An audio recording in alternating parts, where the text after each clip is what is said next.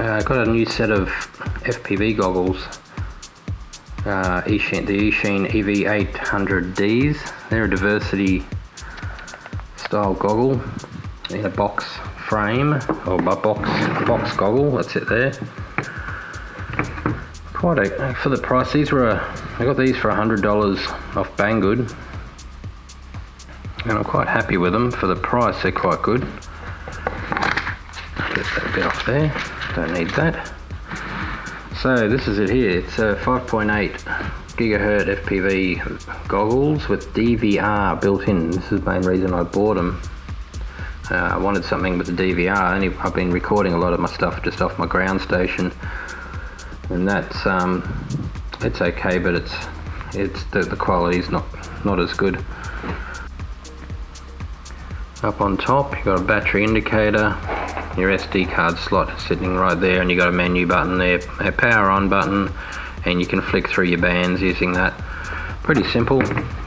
One thing I've noticed I find I should have done, there's no adjustments for your lens.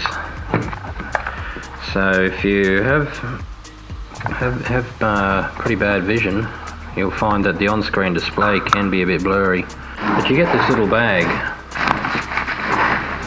and comes with it, so you can store it away in this, which isn't bad. So it comes with, that's one of your cloverleaf antenna in there. So there it comes with that's your charger. It comes with a charger, wall mount charger. Depending on what country you're in, you get the respective power socket. You got a directional sting pad, Eachine sting pad, a directional sting pad for your other antenna. There's also a cable here, which I'm assuming with this you can connect another battery to it. So if you're out in the field and the battery runs low on the inbuilt battery runs low on the goggles, you can connect this up by the look to here. Yes, it goes into there. So you just power up a 3-cell battery. That's a 3-cell balance port plug. So you just power up a 3-cell battery, and you've got extra power. I don't know, it may even charge up the battery in here. I'm not too sure about that, but from what I can tell, it'll let you keep using it after your inbuilt battery's flat. These goggles you can take apart. This is handy because at the bottom here you've got a tripod screw mount in there, so you can attach this to a tripod if you wanted to. But the good thing with this, you can take them apart. So just taking it apart here like this, you can get the viewing side of it off, and that leaves you with a little FPV monitor with a sunshade. That's very handy, I think. So you can mount this onto a tripod, and if you didn't want to wear the goggles, you can still view it. I like that idea. That's very good.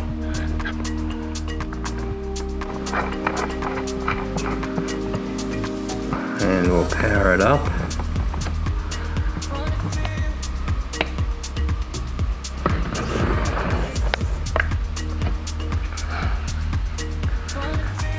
And that's what you get. Obviously they've got no craft connected up at the moment, but that's your screen. You've got up the top you've got a bit of info. It tells you what channel you're on. Up the very top there, it's diversity. You can flick between the different bands with the button here, and your battery indicator on the other side.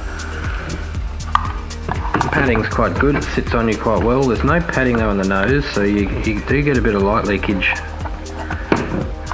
in this area here. That's the only real drawback I found with it. I took it out to the field today, and I flew the Blade Theory. So this it's getting some battle scars. This flies alright. I'm still trying to get used to it. I'm getting there. So this thing here, I actually got lost in a tree the other day, which I had to leave it overnight. It took me about an hour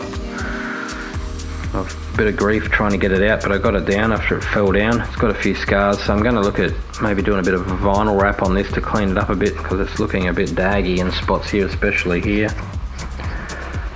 It's had a few hard knocks, but she still goes good.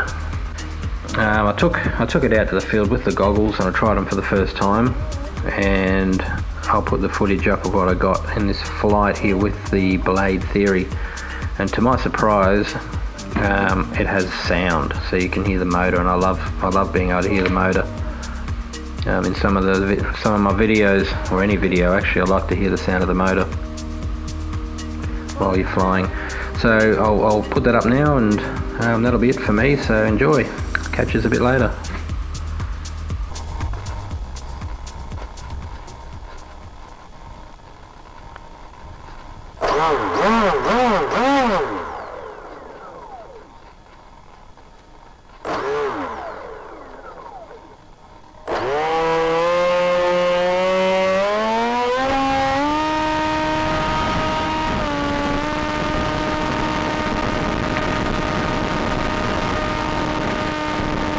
We have light winds and a cool evening for flying.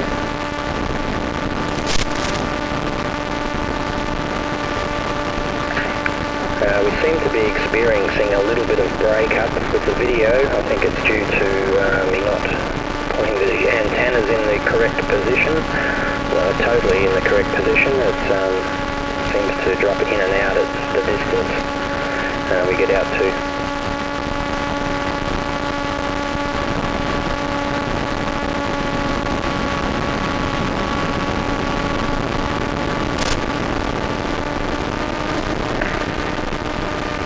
Flying in low light conditions here. It's very late in the afternoon.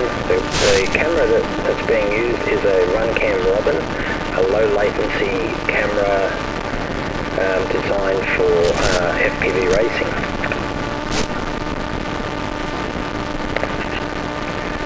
The RunCam seems very good in low light. Like I said, this is very late in the afternoon. Here you can see below street lights are on the road.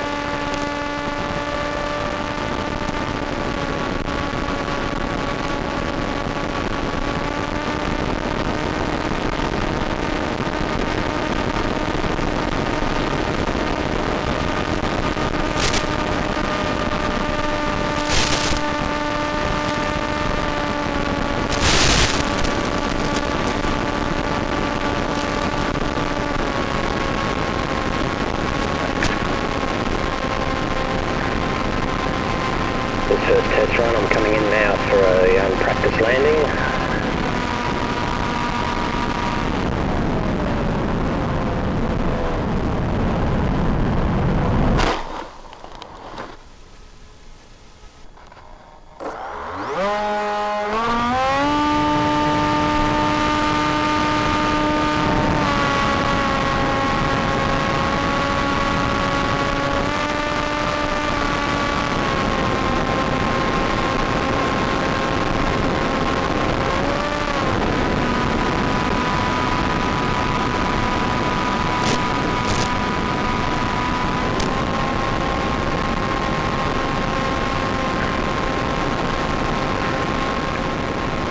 Adjustments to this camera can be made through a joystick. This is still on its factory default settings. It does seem a little bit oversaturated to me, but it does look nice and vibrant still.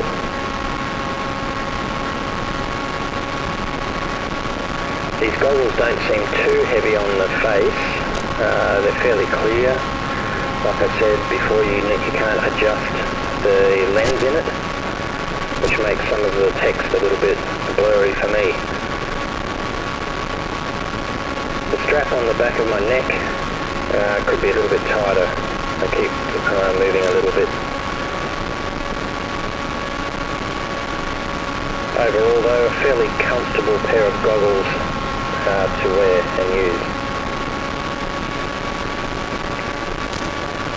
I'll sit back and we'll enjoy the rest of this late afternoon evening flight, and I'll put on a little bit of music until we come in for landing.